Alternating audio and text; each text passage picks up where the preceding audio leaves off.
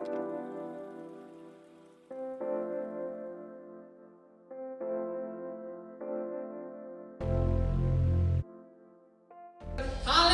haleluya. Selamat pagi Bapak Ibu Saudara yang dikasihi Tuhan. Marilah kita bersama-sama pada pagi hari ini memberikan pujian yang terbaik buat Tuhan Yesus. Haleluya. Yesus, Allah kita adalah Allah yang dahsyat.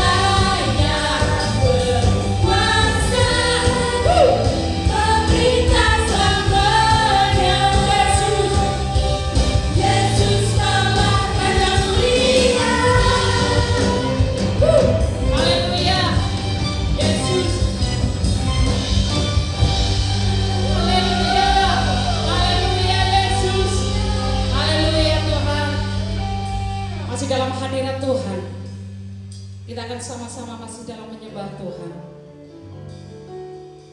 Haleluya Yesus. Glory Tuhan.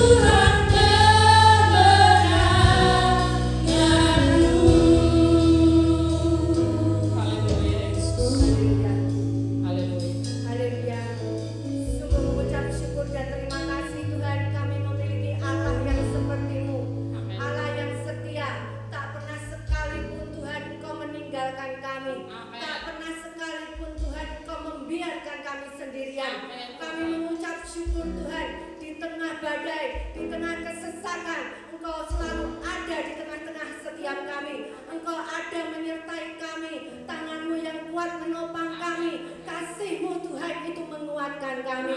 Terima kasih Tuhan. Kiranya pujian, penyembahan, ucapan syukur kami kepadamu Tuhan menyenangkan hati-Mu ya Allahku. Mari Tuhan Yesus, saat ini Tuhan Yesus, kalau sebentar kami mau duduk diam Tuhan, mendengarkan setiap firman-Mu. Urapi hamba-Mu yang akan menyampaikannya Tuhan. Biarkan hikmat Tuhan Yesus, kuasa Roh Kudus mengurapi mulut bibirnya, mengurapi hatinya Tuhan. Sehingga apa yang diperkatakannya, apa yang disampaikannya Tuhan, itu boleh menjadi jawaban bagi setiap kami yang mendengarnya. Itu boleh memulihkan, menyembuhkan, memberikan kekuatan baru untuk setiap kami yang mendengarkannya Bapa. Mari Tuhan Yesus urapi setiap kami anak-anak-Mu yang mendengarkannya Bapa. Mari Tuhan buka hati kami, berikan kami tanah hati yang subur, supaya benih firman-Mu ya Allah itu boleh bertumbuh, berbuah, berlipat-lipat kali ganda di dalam seluruh kehidupan kami. Untuk kami boleh melakukannya ya Bapa, mempermuliakan nama Tuhan selama-lamanya. Terima kasih Yesus, di dalam nama Yesus kami sudah berdoa dan mengucap syukur. Haleluya, amin.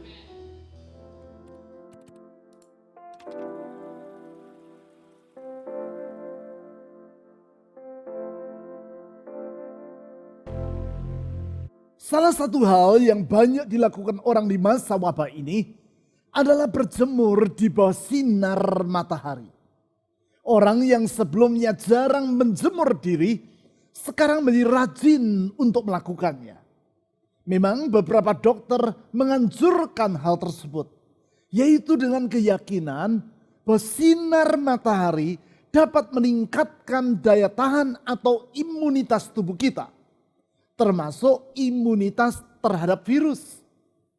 Terlepas dari apakah pendapat ini benar atau salah, namun yang pasti memang hangatnya sinar matahari bila menerpa tubuh kita akan terasa nyaman dan menyehatkan. Hanya saja lain halnya bila kita mengambil sebuah lensa atau kaca pembesar dan mengatur posisinya sedemikian rupa sehingga sinar matahari yang ditampung oleh lensa itu berubah menjadi satu titik cahaya. Sekarang sinar matahari itu tidak lagi sekadar terasa hangat, tetapi akan terasa panas dan menyengat. Tidak lagi menyehatkan, namun dapat membakar kulit tubuh kita. Mengapa demikian? Kata kunci di sini adalah fokus. Sebesar apapun diameter lensa yang digunakan untuk menampung sinar matahari tadi, bila sinar yang melaluinya tidak kita fokuskan sehingga tidak berubah menjadi satu titik cahaya, maka energi yang dihasilkan serta dampak yang diakibatkannya tidaklah akan sebesar bila cahaya tersebut difokuskan. Bahkan bukannya tidak mungkin, lensa yang diameternya lebih kecil dapat menghasilkan panas yang lebih tinggi asal sinar yang melewatinya difokuskan. Demikian juga dengan kehidupan ini. Ada orang yang memiliki banyak bakat dan kemampuan, bahkan kemampuan yang tinggi. Namun karena yang bersangkutan tidak hidup secara fokus pada apa yang seharusnya ia kerjakan, maka dampak yang ia hasilkan dalam kehidupannya sangatlah terbatas.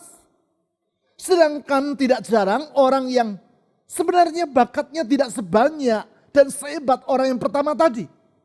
Namun karena ia hidup secara fokus, maka dampak yang ia hasilkan melalui kehidupannya jauh lebih besar dibandingkan orang yang pertama tadi. Sekali lagi, kata kunci di sini adalah fokus. Prinsip ini sangatlah penting. Sebab kita menyadari bahwa kehidupan kita di dunia ini hanya berlangsung satu kali saja. Tentu kita tidak berharap bahwa kehidupan yang hanya satu kali ini merupakan kehidupan yang sekadar numpang lewat alias kehidupan yang sia-sia.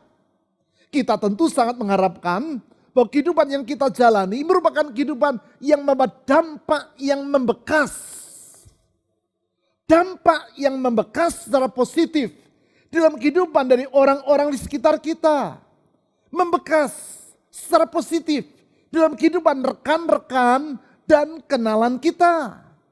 Membekas secara positif dalam kehidupan keluarga kita. Artinya keberadaan kita membawa manfaat bagi mereka. Jangan sampai kita ada atau tidak ada orang yang menyadarinya. Karena kita ada ataupun tidak ada bedanya bagi kehidupan mereka. Kita ada, mereka tidak memperoleh manfaat dari keberadaan kita. Kita tidak ada, mereka juga tidak merasa kehilangan. Hanya sesudah sekian bulan kita tidak ada, baru mereka sadar bahwa kita sudah tidak ada lagi. Dan mereka berkata, oh dia sudah tidak ada lagi ya. Sekian bulan saya tidak menyadari bahwa dia sudah tidak ada. Prinsip saya, jangan sampai sendok hilang dicari. Dan kalau kita hilang tidak ada yang merasa kehilangan. Karena kita ada ataupun tidak ada bedanya. Artinya kehidupan kita yang satu kali ini patut kita jalani sedemikian rupa. Sehingga kita menjadi pribadi yang menyelesaikan pertandingan sampai akhir. Atau dalam bahasa Inggris, go the distance. Menyelesaikan pertandingan sampai akhir dengan gemilang. Kehidupan seperti itulah yang diuraikan oleh Rasul Paulus di dalam 1 Korintus pasal 9 ayat 24 sampai 27. Di dalam ayat-ayat tersebut Rasul Paulus menggambarkan kehidupan kita seperti orang yang sedang berada di dalam gelanggang pertandingan. Ia berkata bahwa terdapat 4 perintah yang perlu ditaklukkan oleh semua orang yang sedang berada di gelanggang pertandingan. Agar yang bersangkutan dapat menyelesaikan pertandingan sampai akhir dengan gemilang atau go the distance. Perintah dalam bentuk mentalitas yang ada di dalam diri kita. Di sepanjang bulan ini kita membahas keempat perintah atau mentalitas tersebut dan langkah-langkah untuk menaklukkannya. Hanya dengan mampu menaklukkan semua tadi, barulah kehidupan kita bukan merupakan kehidupan yang sia-sia. Dan kita dapat melewati masa sukar sehubungan dengan wabah yang sedang kita hadapi ini dengan berkemenangan. Perintah pertama serta kedua sudah kita bahas di 2 minggu yang lewat. Perintah tersebut, perintah dalam mentalitas yang pertama, yaitu mentalitas menyerah kepada nasib atau hidup secara fatalistik. Yang kedua, mentalitas tidak disiplin alias tidak mampu menguasai atau mengendalikan diri sendiri. Hari ini kita akan membahas perintah yang ketiga. Dan minggu depan kita akan mempelajari perintah yang keempat. Untuk itu saya mengajak Anda membaca 1 Korintus pasal 9 ayat 24 sampai 27. Seperti yang telah saya sebutkan tadi. 1 Korintus pasal 9 ayat 24 sampai 27. Tidak tahukah kamu bahwa dalam gelanggang pertandingan semua peserta turut berlari. Tetapi bahwa hanya 1 orang saja yang mendapat hadiah. Karena itu larilah begitu rupa sehingga kamu memperolehnya. Tiap-tiap orang yang turut mengambil bagian dalam pertandingan menguasai dirinya dalam segala hal.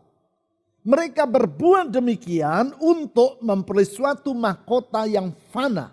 Fana artinya tidak abadi. Tetapi kita untuk memperoleh suatu mahkota yang abadi. Sebab itu aku tidak berlari tanpa tujuan dan aku bukan petinju yang sembarangan saja memukul. Tetapi aku melatih tubuhku dan menguasainya seluruhnya supaya sesudah memberitakan Injil kepada orang lain, jangan aku sendiri ditolak. Di ayat 26 Paulus berkata bahwa dirinya tidak berlari tanpa tujuan dan bukan petinju yang sembarangan saja memukul. Dengan berkata seperti itu ia menjelaskan perintah yang ketiga yang menghalangi orang untuk menjadi seorang pemenang. Yaitu bila yang bersangkutan hidup tidak secara fokus.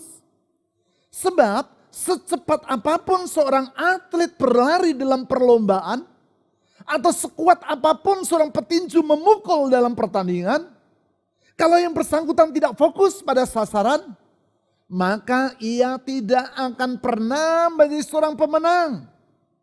Menaklukkan perintah, yaitu mentalitas dalam hidup tidak secara fokus ini merupakan syarat yang penting.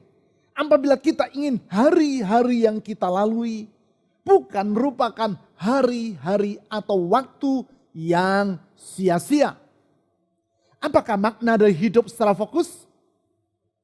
Memperhatikan apa yang dituliskan oleh Rasul Paulus di dalam 1 Korintus 9 ayat 26 yang sudah kita baca tadi. Kita dapat mengambil kesimpulan 3 wujud dari hidup yang fokus.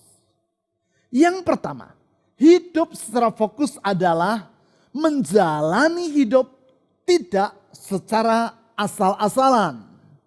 Kalau yang bersangkutan seorang atlet lari, ia tidak berlari secara asal-asalan. Kalau yang bersangkutan seorang atlet tinju, ia tidak memukul secara asal-asalan.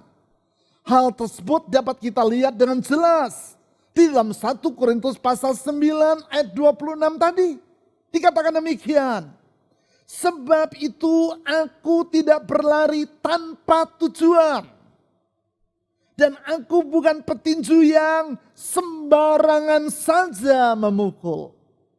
Paulus berkata, kalau semisalkan ia seorang atlet lari, ia tidak berlari tanpa tujuan. Alias tidak berlari secara asal-asalan. Kalau ia semisalnya seorang atlet tinju, ia tidak sembarangan saja memukul. Alias tidak bertinju secara sembarangan. Inilah yang membedakan antara seorang atlet yang sejati dengan atlet amatiran alias atlet abal-abal. Atlet yang sejati akan berlomba dengan tujuan, yaitu untuk merebut kemenangan. Sedangkan atlet amatiran akan berlomba tanpa tujuan yang jelas. Hidupnya tidak fokus. Ia bertanding hanya karena asal ikut-ikutan. Saya pernah menceritakan kisah saya ini. 15 tahun yang lampau saya mengambil cuti yang panjang. Dan saya gunakan waktu cuti tersebut untuk menempuh pendidikan tambahan di kota Tulsa, Oklahoma di Amerika Serikat. Suatu hari saya melihat di surat kabar bahwa akan diselenggarakan lomba lari maraton yang disebut sebagai Tulsa Run. Lari maraton kota Tulsa. Saya pikir, wah ini menarik. Saya memang agak suka berlari. Ini kesempatan untuk menikmati pengalaman ikut lari maraton, apalagi ikutnya di Amerika. Saya ajak seorang teman sekolah saya, Henry Alvarez namanya, untuk mengikuti lari maraton ini. Henry adalah seorang dokter yang berasal dari Venezuela. Ia berkata kepada saya, Pak Bang, saya tidak pernah dan belum pernah ikut lari maraton seperti ini. Apa yang harus kita lakukan? Saya juga tidak tahu apa yang harus kita lakukan. Jadi saya berkata, gampang. Besok, yaitu saat lomba lari maraton ini dilaksanakan, kita pergi ke pusat kota Tulsa dan kita cari informasi di sana. Singkat cerita, keesokan harinya, hari Sabtu pagi, kami berdua ke downtown atau ke pusat kota dari kota Tulsa. Ternyata tempat itu sudah penuh dengan banyak orang. Saya lihat para pelari bukan hanya mengenakan pakaian olahraga, namun mereka juga mengenakan nomor pada punggung dan dada mereka. Sedangkan kami tidak punya nomor seperti itu. Saya bertanya kepada salah seorang dari mereka, di mana kita dapat memperoleh nomor seperti itu? Yang menjawab, di gedung sana. Ikuti saja orang-orang yang sedang berjalan ke gedung itu. Dan nanti lihat tanda Tulsa Run Committee pada bagian depan dari gedung itu. Saya ikuti nasihat orang tadi. Sementara saya dan teman saya Henry berjalan menuju ke gedung yang ditunjukkan tadi. Kami mendengar bunyi letusan pistol. Tanda lomba lari sudah dimulai. Saya melihat ribuan orang mulai berlari. Saya berkata kepada teman saya, Henry, sudahlah kita ikut berlari saja. Toh kita hanya mau ikut berlari bukan untuk menjadi juara. Kata teman saya, benar. Sudah mari kita ikut berlari saja. Jadi kami langsung bergabung dengan ribuan orang yang sedang berlari itu. Mereka berlari menempuh jarak 15 km. 1 kilometer pertama kami berlari dengan gagah. 2 kilometer kami mulai agak kedodoran. 3 kilometer semakin banyak orang yang mendahului kami. Dan nafas kami semakin terasa tersengal-sengal. Saya perhatikan semua orang berlari ke arah timur. Lalu berbelok ke arah selatan. Mereka menyeberangi sungai Arkansas lewat sebuah jembatan. Lalu mereka berbelok lagi ke arah barat. Menyusur sungai Arkansas. Sebuah sungai besar yang mengalir di tengah kota Tulsa. Saya langsung menduga bahwa garis finish tidaklah terlalu jauh dari tempat kami saat itu sedang berada. Jadi saya berkata kepada Henry, Henry, hidup ini harus efisien. Lebih baik kita langsung mengarah ke garis finish saja. Teman saya, Henry berkata, follow the leader. Jadi pelan-pelan kami bergeser keluar dari rombongan yang sedang berlari. Kami berjalan kaki ke pinggir sungai Arkansas. Menyusuri sungai, menyeberangi jembatan. Benar saja, kurang dari 1 mil sudah nampak garis finish. Kami langsung bergabung dengan para pelari yang lewat di depan kami.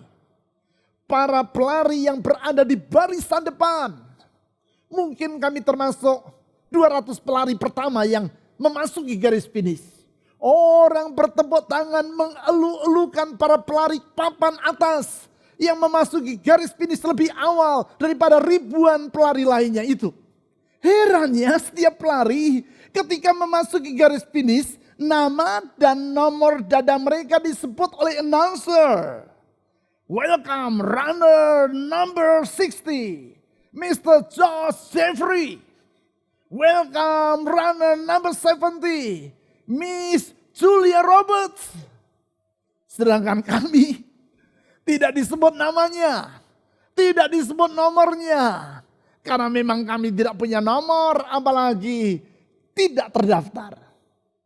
Saya lihat para pelari yang telah sampai di garis finish melepas sesuatu dari sepatu mereka. Saya ingin tahu, apa itu? Saya dekati mereka. Ternyata kalau mendaftar, bukan saja orang memperoleh nomor punggung dan nomor dada, mereka juga dipinjami semacam alat pemancar kecil untuk dipasang di sepatu. Sehingga ketika mereka melewati garis finish, alat itu memberi sinyal kepada komputer panitia. Memberitahu kepada komputer nama mereka, nomor mereka, dan berapa menit mereka telah berlari.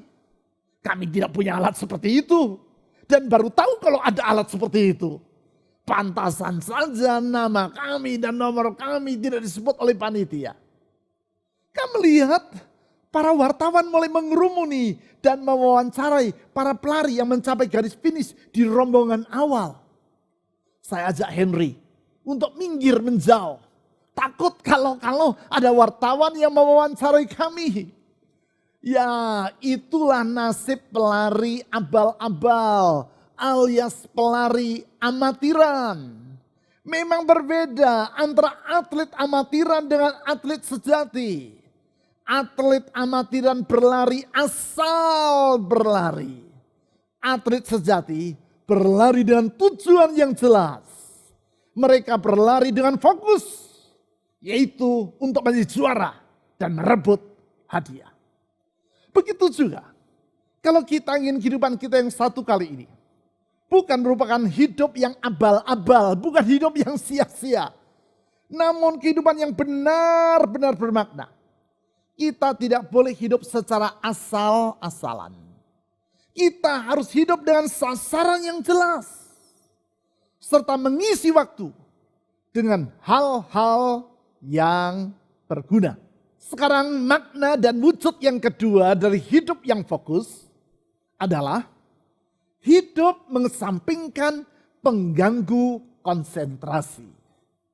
Kita perlu menyadari bahwa salah satu penghalang untuk hidup secara fokus adalah apabila kita membiarkan pengganggu-pengganggu konsentrasi atau distraction mengalihkan perhatian kita dari sasaran kehidupan yang seharusnya. Sehingga sebaliknya dari berlari dengan tujuan dan memukul dengan sasaran yang jelas, seperti yang diutarakan oleh Paulus dalam 1 Korintus 9 ayat 26 tadi, kita berlari ke arah atau ke sasaran yang keliru dan memukul ke sasaran yang tidak tepat. Seperti yang telah saya utarakan tadi. Secepat apapun seorang pelari berlari, kalau ia salah sasaran sehingga tidak mencapai garis finish, ia tidak akan pernah menjadi seorang pemenang. Demikian juga sekuat apapun seorang petinju memukul, namun kalau yang ia pukul adalah sasaran yang keliru, sebaliknya dia memukul lawan, justru wasit yang ia pukul, ia tidak akan pernah menjadi seorang juara. Di dalam hidup ini ada berbagai pengganggu konsentrasi atau distraction. Di antaranya misalnya sosial media, grup chatting, termasuk handphone yang kita miliki. Apabila kita tidak berhati-hati, maka bisa jadi kita menghabiskan waktu kita hanya untuk membaca hal-hal yang tidak penting yang dikirim orang melalui sosial media, entah melalui Facebook, Instagram, termasuk WhatsApp. Coba lihat, apa isi dari kebanyakan message atau pesan yang dikirim melalui grup WhatsApp? Gambar makanan, berita-berita yang berulang-ulang dikirim oleh orang lain, jokes yang itu-itu juga, dan berbagai omong kosong lainnya. Coba pikir, berapa jam setiap hari Anda menggunakan waktu Anda untuk membaca hal-hal yang tidak berguna seperti itu? Di dalam survei di Amerika didapati bahwa rata-rata anak remaja menggunakan waktu 2 jam setiap hari. Saya ulang, 2 jam setiap hari untuk sosial media. 2 jam. Artinya hampir 10% dari hidup mereka digunakan untuk hal yang tidak bermanfaat ini. 2 jam. Artinya sekitar 30% dari waktu yang produktif yang seharusnya dapat digunakan untuk hal-hal yang bermanfaat telah disia-siakan untuk membaca atau melihat hal-hal yang tidak bermanfaat. Tentu bukan berarti semua pesan melalui sosial media tidak ada gunanya. Khususnya kalau itu YouTube channel saya dan pesan WhatsApp dari gereja yang dikirimkan kepada Anda tentu sangat bermanfaat untuk dilihat. Namun tidak semua isi sosial media adalah seperti itu. Oleh sebab itu kita harus bijak dan berhikmat dalam menggunakan waktu agar supaya kehidupan kita tidak tersita oleh pengganggu konsentrasi kehidupan tersebut. Kesampingkan semua pengganggu konsentrasi yang merampok waktu kita. Isilah waktu, termasuk waktu di masa wabah ini dengan hal-hal yang berguna.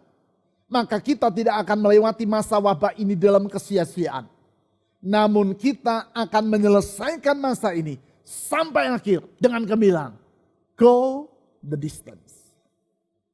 Makna dan wujud yang ketiga dari hidup yang fokus adalah hidup dengan mendahulukan hal-hal yang penting. Kita perlu menyadari bahwa dalam hidup ini terdapat hal-hal yang mendesak dan ada hal-hal yang penting. Tidak semua hal yang mendesak bersifat penting. Demikian juga tidak semua hal yang penting bersifat mendesak. Kebanyakan orang lebih berfokus kepada hal-hal yang mendesak, sehingga mengesampingkan hal-hal yang penting. Sebagai contoh, seorang atlet yang sedang berlomba lari, bisa jadi rasa haus menguasai dirinya. Keinginan untuk minum terasa sangat mendesak. Ia sangat ingin untuk melepaskan dahaga yang mencekik tenggorokannya. Namun apabila ia sedang dalam perlombaan lari, ia harus memilih. Apakah antara melepaskan dahaga yang merupakan keinginan yang mendesak tadi, dengan meraih gelar juara yang merupakan hal yang penting yang menjadi alasan bagi dirinya untuk ikut pertandingan. Apabila ia mendahulukan hal yang mendesak, dan untuk itu ia berhenti berlari dan minum, maka ia tidak akan mencapai tujuan atau garis finish dengan secepat-cepatnya. Alhasil, ia tidak akan menjadi juara. Tetapi kalau yang bersangkutan menyadari bahwa yang penting yaitu meraih gelar juara harus didahulukan, maka ia akan rela mengesampingkan keinginannya untuk minum. Semendesak apapun keinginan itu. Sebab hanya dengan demikian barulah ia akan dapat menyelesaikan pertandingan sampai akhir dengan gemilang. Go the distance. Itu sebabnya adalah sangat penting bagi kita untuk mengingat apa yang dikatakan oleh Rasul Paulus dalam 1 Korintus 9 ayat 26 tadi. Saya baca kembali. Sebab itu aku tidak berlari tanpa tujuan. Dan aku bukan petinju yang sembarangan saja memukul. Di sini dengan jelas Paulus berkata bahwa ia berlari bukan tanpa tujuan. Di dalam hal ini bukan sembarang tujuan, namun tujuan untuk memperoleh hadiah. Ia juga berkata bahwa dirinya bukan petinju yang sembarangan saja memukul. Artinya ia memukul sasaran yang tepat. Supaya dengan demikian ia menjadi seorang juara. Semua ini menunjukkan bahwa bagi dirinya hal yang penting harus diutamakan. Dan ia tidak membiarkan hal-hal yang semendesak apapun merampas perhatiannya dari sasaran yang hendak ia capai. Seringkali hal yang mendesak merupakan hal yang baik. Seperti minum tadi, baik. Namun bila kita ingin mencapai kehidupan yang tidak sia-sia, tak cukup kita mencapai yang baik. Kita harus berupaya meraih yang terbaik. Itulah yang terpenting. Bukankah kita sering mendengar bahwa musuh dari hal yang terbaik bukanlah hal yang buruk, namun hal yang baik. Atau dalam bahasa Inggris, the good is the enemy of the best. Hal yang baik merupakan lawan dari hal-hal yang terbaik. Maksudnya, kalau kita terlalu cepat berpuas diri dengan hal-hal yang baik, dengan hal-hal yang mendesak, maka kita tidak akan pernah mencapai hasil yang terbaik atau hal-hal yang terpenting. Ya, kalau kita ingin hidup yang kita jalani ini membawa dampak yang besar, kita harus hidup memfokuskan diri kepada hal-hal yang terbaik dan bukan sekadar yang baik. Saya sering menceritakan tentang pola berlatih dari para pemain tenis meja dari Tiongkok. Semua kita tahu bahwa berbicara tentang tenis meja sampai saat ini kejuaraan dunia umumnya selalu dipegang oleh para pemain tenis meja dari Tiongkok. Apa rahasianya? Apakah karena postur tubuh mereka? Atau karena jenis makanan yang mereka konsumsi setiap hari? Bukan. Namun pola mereka dalam berlatih. Semua kita tahu bahwa pada dasarnya terdapat 2 pukulan dalam permainan tenis. Termasuk tenis meja. Pukulan pertama disebut sebagai forehand. Pukulan yang kedua disebut sebagai backhand. Pukulan forehand adalah gerakan memukul bola dengan posisi telapak tangan yang memegang bat mengarah ke depan. Telapak tangan mengarah ke depan. Sedangkan pukulan backhand adalah gerakan memukul bola dengan posisi telapak tangan yang memegang bat membelakangi pemain lawan. Sebagian orang berbakat melakukan pukulan forehand. Itu merupakan gerakan yang terbaik bagi dirinya. Sedangkan sebagian orang lain lagi lebih berbakat melakukan pukulan backhand. Di kebanyakan negara, kalau seorang atlet menonjol dalam pukulan forehand dan lemah dalam pukulan backhand, maka ia dilatih secara habis-habisan untuk meningkatkan kemampuan pukulan backhandnya yang lemah itu. Sebagai akibat, karena justru pukulan backhand bukan merupakan bakat yang bersangkutan, maka ia menjadi seorang atlet yang serba tanggung. Karena jarang dilatih, maka pukulan forehandnya hanya berkualitas baik saja. Demikian juga pukulan backhandnya yang memang bukan bakatnya, walaupun sudah dilatih habis-habisan, hanya mampu mencapai kualitas yang baik. Nanggung, hanya baik.